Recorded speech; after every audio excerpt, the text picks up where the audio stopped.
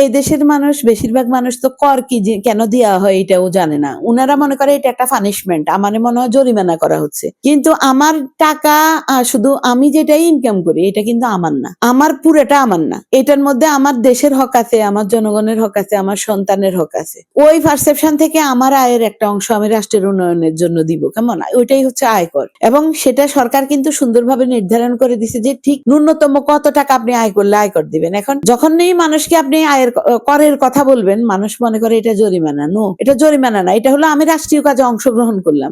এই যে মানুষের মধ্যে এই সচেতনতা আনতে হইলে তো মানুষকে সুনাগরিক হইতে হবে।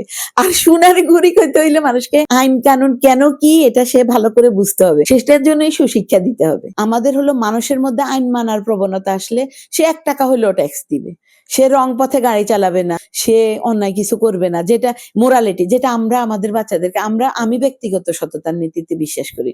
যখন মানুষ নিজে সৎ না হইতে পারবে, সিঙ্গেল ওয়ান মানুষ যদি সৎ না হয়, সেটার ইফেক্ট কিন্তু পরিবারের উপরে পড়ে, সমাজের উপরে পড়ে। আয়কর যারা ফাঁকি দিচ্ছে, হাজার হাজার কোটি টাকা, শত শত কোটি টাকা, যারা রাষ্ট্রীয় সম্পদ কাজে লাগায় কর ফাঁকি দিচ্ছে, তারা তো আইনের আওতায় আসতেছে না। তাইলে আপনি ওই যে ওজনের পাল্লায় ধরেন, 2 পাল্লায় যদি 2 কেজি দেন, প্যারালাল থাকবে। এখন আপনি যদি যাদের বিরুদ্ধে আপনি কঠোর, একজন লোক পেনশনের 10 লাখ টাকা সে খাটাইতে পারতেছে না আয়করের জন্য, আয়কর দিবে তারপরে খাটাবে।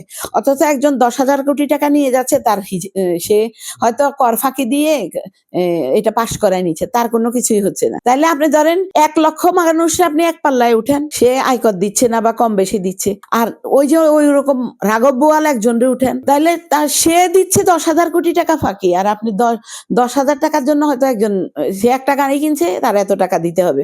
তো এখন এখানে হলো কি, নিরপেক্ষভাবে রাষ্ট্রের, এখানে আরেকটা মেজর প্রবলেম যেটা আমাদের দেশের মানুষের সবাই ওইভাবে কল্পনাও করে না বা জানেও না, সেটা হচ্ছে কি, ধরেন মূল সম্পদটা কিন্তু মুষ্টিমেয় মানুষের হাতে। আমরা 16 কোটি 20 কোটি মানুষের দেশ, কিন্তু এই দেশে ধনী কয়জন আছে বলেন? 1,000 কোটি টাকার মালিক কয়জন আছে? ওই টাকা ইউটিলাইজ না হলে তো আপনি ওই যে গরিব মারা শাসনের মতো শাসন করে কোনো লাভ নাই আমার মতে। সেটা আমি, ধরেন মানুষের দৃষ্টিভঙ্গি ভিন্ন থাকে, আমার কথা যেরকম হবে, আমার দৃষ্টিভঙ্গি যেরকম হবে, সেটার সাথে আইনগত নাও হইতে পারে।